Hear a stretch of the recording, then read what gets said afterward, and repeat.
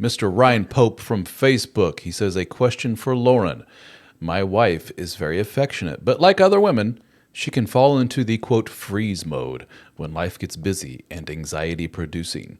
And this puts a freeze on intimacy, both physical and emotional, which can create a negative cycle. How should a supportive partner work with his wife to avoid this and promote positive cycles within busy lives?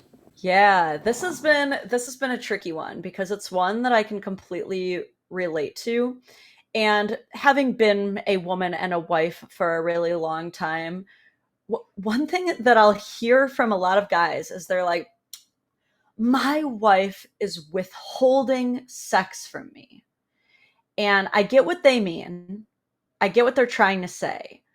But what's most likely is that she's not withholding it, because withholding means that she's already ready to go and is choosing to not do the thing that she wants to do, when in reality she just doesn't have anything to withhold. Yep. We haven't even gotten there yet. So what I've found is the best way when you are in the freeze state, as a woman who's been there dozens of times, will probably get there again one day and have to be worked out of it, is kind of a slow down to speed up approach, right?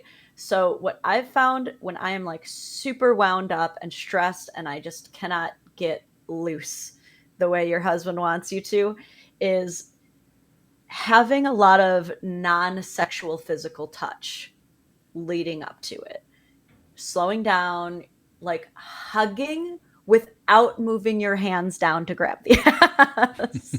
Actual hug, You're asking playing a with the lot. hair. Yeah. I know. It's one of those, just trust me, bro. it's it's gonna be tough because you're gonna be like doing the hug and you're gonna be like, oh, it's right there. It's Mm. right there. Just trust me. And that's one thing that I found is you don't even notice it. It's almost like a lobster in boiling water at that point. Like pretty soon you are hot. You just didn't realize you got there. You're explaining perfectly something that I wrote about in my book, which is called setting the tone. And setting the tone is not done right during the act of, and it's not, immediately precipitating, as in, hey, I'm making my move, let's run to the bedroom. Setting the tone literally happens at 7:30 a.m. in the morning when you wake up and you roll over and go, "Did you have a good sleep?" and kiss on the back of the head and move along. In the kitchen, let me make you the coffee.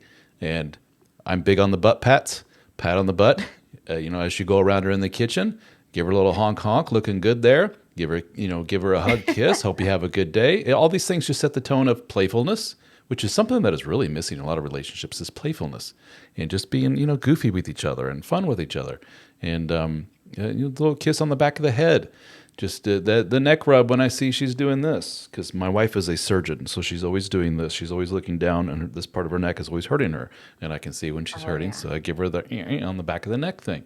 None of this, and I've asked her in podcast, do you interpret this, wife, as any of this saying, this means you better give me sex later? And she laughed and said, no, I just see it as a normal little playful, loving thing. And that's something a lot of people are missing. But you get caught in this vicious circle of, I haven't had any for so long, therefore I feel resentful, therefore I don't want to give her the playful little hug and touch and neck rub and everything.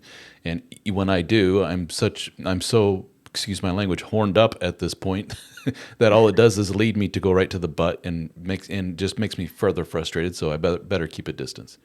It's tough. This relationship stuff is tough for sure.